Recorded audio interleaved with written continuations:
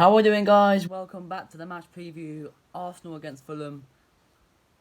Again, match week 2 went so quickly, and match week 3 is here. So let's get right into it. So as you know, tomorrow Arsenal plays Fulham at the Emirates Stadium. A 3 o'clock kickoff. And I've got to sit there and say, Fulham aren't a threat anymore. Because you look at the business they've done in the transfer market. Alexander Mitrovic has left now. He's gone to Saudi Arabia. So you have a look at that, and you think there is no threat. For me, there is. There is one threat: Andreas Pereira from Fulham. He's a quality footballer. Since he moved there, he's been nothing but quality. So I think we have to close him down, and I think in order to shut him down and to shut Fulham's other players down, we have to play the right 11. And I think, again, just like the Crystal Palace game, this 11 is going to be very interesting. But at the same time, some of the parts are going to be very straightforward. But yeah, listen, our opponents, Fulham, have just come back from a 1-0 win against Everton on the opening day of the season, and then last week a 3-0 hammering by Brentford. The Brentford one was expected. The Brentford one was expected. The Everton one was also expected. Johan Wissa and Buemo scoring the goals. I think Wissa got a double or Buemo got a double or something like that. I don't know. But yeah, listen. I think we'll win this one quite comfortably, and I can see us really going to try and win this one. This one should be an easy one. So, yeah. So yeah. Listen, without any hesitation, let's get straight into the predicted 11. In goal, Aaron Ramsdale. Simple choice for me. I thought he was brilliant against Crystal Palace. He done what he had to do. He done exactly what he had to do. The way he dived out for that, I think it was that chance that Eze was through on goal. I think it was, who was it? I think it was Jordan Ayew who crossed it into the box and he came out like leaping out like that. So that was brilliant from Ramsdale. I've got to give him credit for that. But yeah, he starts in goal for me. Moving into the defence, first of all, left back Alexander Zinchenko. I bring him back into the side as much as I don't like the way he plays. Gonna have to. He's the only option to go with now because Kieran Tierney looks like he's gonna leave the club to go to Real Sociedad on a season-long loan, and Takahiro Tomiyasu is suspended for a game. So our only other option is Alex Zinchenko. He needs to perform. He needs to perform in this game, and I do think the problem with Zinchenko is he's too attacking, and he's got too much of an attacking mindset. I think if we can just turn him into a Ben White, where he overlaps Martinelli, and then at the same time, just like Ben White comes back and defends, then he'd actually be a good player. But yeah, Zinchenko starts the left back for me. Into the centre back pairing, first of all, Gabriel, he has to start this game. I don't care what anyone says. A lot of reports are linking in with Saudi Arabia. Yeah, listen, he ain't gonna go anywhere. And if he was to go anywhere, then it was a stupid decision by Mikel Arteta, because now we're after Mark Guehi from Crystal Palace. If we were to sign him, then apparently we'd sell Gabriel. But yeah, listen, Crystal Palace are not going to sell Mark Guehi in the middle of the season. I mean, right at the start of the season, they ain't going to sell Mark Guehi, especially to their London rivals Arsenal, you know what I mean?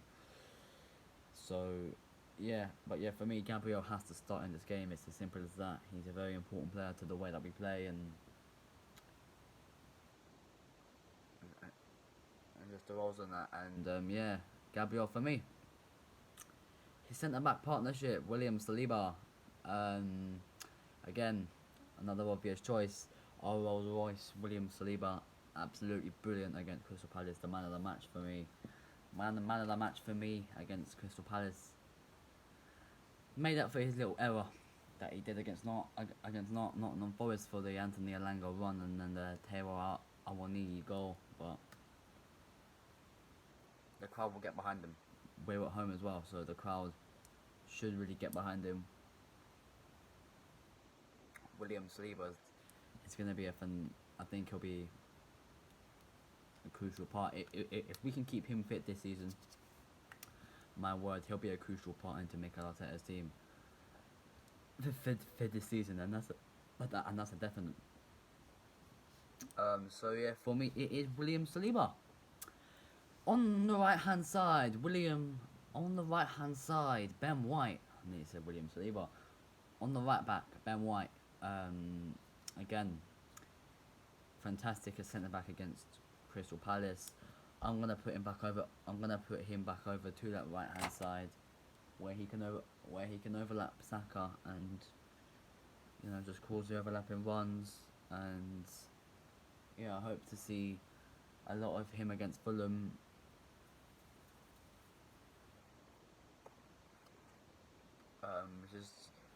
It's just Ben White, innit? And Ben White is just a phenomenal player. 50 million we paid for him. Just so you remember that.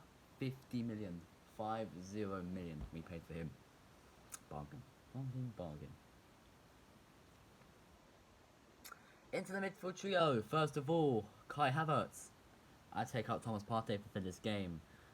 As Mikel Arteta said, we need to go more attacking, and I think Kai Havertz brings that attacking threat into Fulham's grasp. I think playing him alongside Thomas Partey, it's a bit shaky at times. I've seen it through pre-season, and they weren't really doing well together. So I think I just have to give the slight edge to Kai Havertz for this game. For this game and this game only. Alongside him, Declan Rice, again another obvious choice. Was brilliant against Crystal Palace as well. But this is a whole different game. And as I said with Saliba, if we can keep Declan Rice fit for the season, like he's ever gotten an injury in his life, then what a player we have. 105 million, well spent, Mikel Arteta. 105 million, well bloody spent, mate. Well fucking spent, mate. That was fantastic business by Edu and Mikel Arteta. We just got ourselves a phenomenal footballer in Declan Rice. It's as simple as that. There's no overdoing it. And the last of the midfielders, Martin Odegaard. Again, it is an obvious choice. Martin Odegaard scored the winning goal for us against Crystal Palace. There was a penalty which was won by Eddie Nketiah. Apart from that, I didn't really think he had a lot to do against Crystal Palace, to be quite honest with you. But I think I can see him doing a good couple bits and pieces tomorrow, especially against a team like Fulham.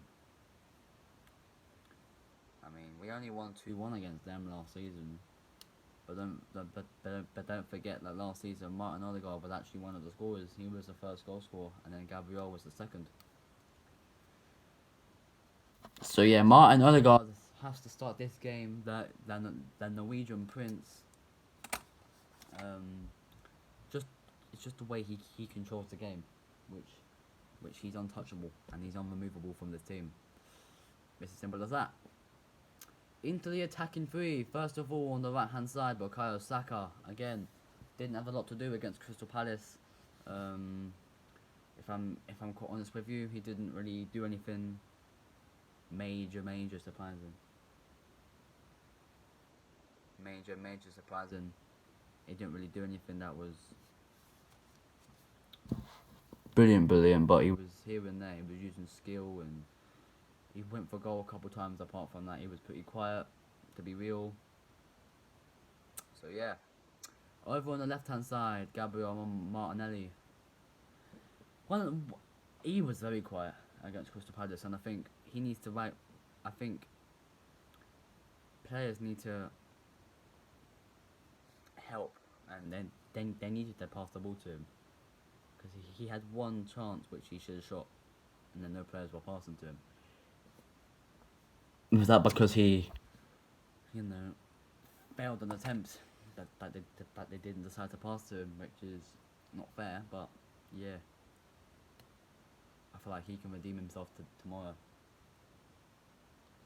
And yeah, I feel like he can redeem himself tomorrow and just have Gabriel Martinelli on the left hand side. Now, up front as the main striker, Eddie Nketiah. He keeps his place because, now what I mean by that is Gabriel Jesus is actually back in training. Surprisingly, he's back so soon. I don't think he'll start though. He could come off the bench, never know. But I think it will be Eddie Nketiah. And that's no disrespect to Nketiah at all. He's a good footballer. Played well against Crystal Palace, so I think he deserves to keep his spot in the starting 11. So I think he deserves to keep his spot in the starting 11. And yeah.